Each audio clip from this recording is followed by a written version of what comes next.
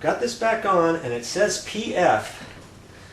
And I think that's because power failure, because it's just now on. So I think if I start pressing some buttons, oh good, it'll go off. And it went off. Now if I press bake, it should go on. If I press start, it should go preset. And it's on. Wow. I guess the door doesn't have to be closed in order for that to work. I can press that off. Alright. It's gonna work. Okay, now we can finish up. Gotta pull this cover off, this plastic, over this, and then I can put the knobs on. Now actually, I guess, yeah, I'm just gonna pull that back like that. And put the knob back on, like so. I'll do that to the other. I'll do that to the other end. A little red light pops on, and we've got heat. Everything's heating up okay. Okay, so these knobs I should be able to put on too. I think I want to, so if I put that on and then try to peel this off, I'm going to have a hard time with that. I'm just going to peel this back a little bit. Put that straight on. That. Turn that on. The little red light works over here too. Alright. By golly, we're getting close now.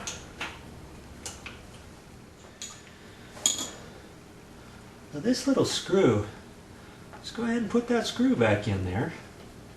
That's just going to keep this edge from coming apart. Okay, put that back in. Do the same thing over here on this end now. Make sure you have that pushed in there all the way.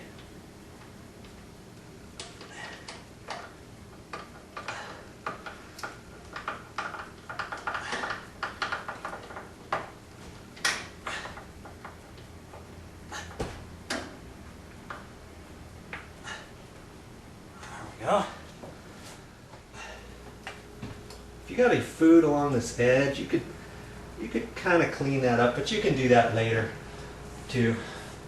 I think this back edge, I might clean that up a little bit. Get the food particles out of there. I can't get back here later. Now the sides, I can clean that off on the outside. And I can do that later too. Okay, just make sure you're ready to slide this back in.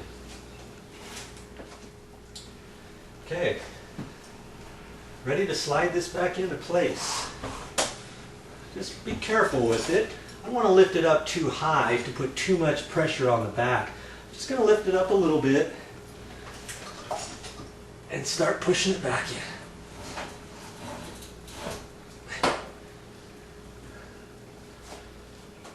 And there's a definite place where it's going to fit.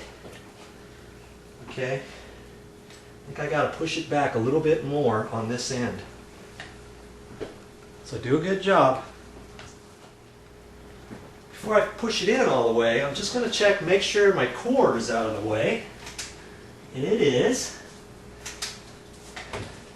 I'm looking up here, and this left side is tight, right where it needs to be. This side I know needs to go back a little bit, and I know it needs to go. Okay, so I can gently lift this side up and just work on this right hand side.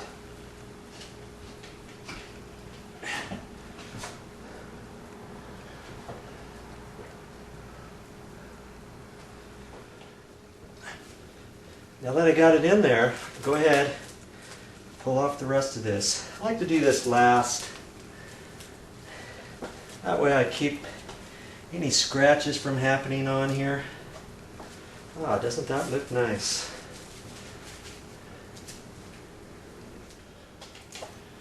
There's some protective film over this keypad too, and I guess I should have taken that off first.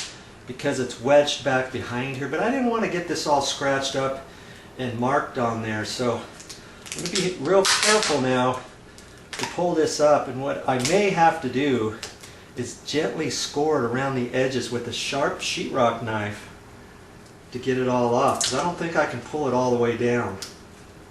Okay, that's one thing you might want to do before you slip it on to the back, but I'll show you. I'll cut it out of there, and you take a look and see if I didn't do a good job. Just took me a minute. Take my sheetrock knife, and what I did is I took it and put it up at an angle that way. Don't just go straight. At an angle and score that all the way around and pull it out. And that's what I did. Now I can clean this up. This edge, it looks like it's been marked up just a little bit, even though it had, see, it only had plastic on the front edge. Okay, so you want to look at yours. If you want to do a little bit nicer job, you can take a little black felt tip pen and just hit it in a couple spots where you need to. See, there's a little spot right up there, brand new, and there's a little nick that was taken out of it, and it looked like it was done previous. And so I'll clean that up too, and I'll wipe these off. In fact, I could take these off and clean all these off really good.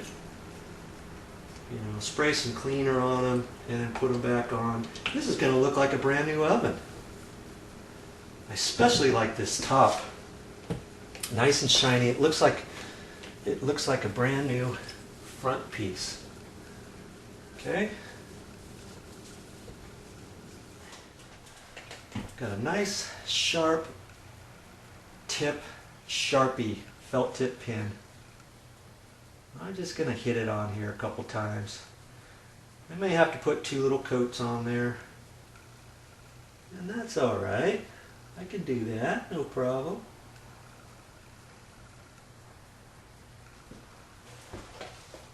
Let that dry. And put a little more on when that first coat dries. When I get done with that, you're not even going to see it. Only you will know. And when you get done, don't forget to reset your clock. And there's a clock time there. And the hours is there. The minutes are there, up and down.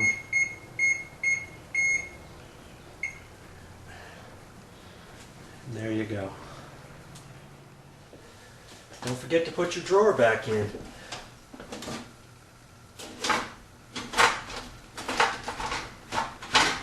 Ooh. Wow, this is heavy. I might have to take some of this stuff out of here. I don't know. Try again. Okay. Sometimes the ends can be slightly off. You put this one on and then push all the pressure this way and get that other wheel started. There you go. I'm not done with this yet. I'm just going to clean up the edges a little bit and do some fine tuning. Check this oven out. Clean it up. And then I'll be done.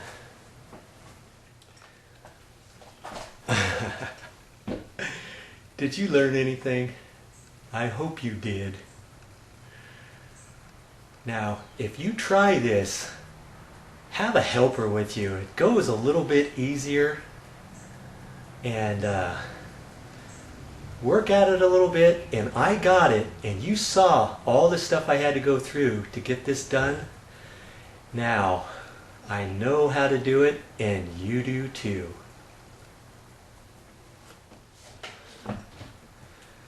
Like I was telling you before, this is a Whirlpool gold oven, AccuBake system.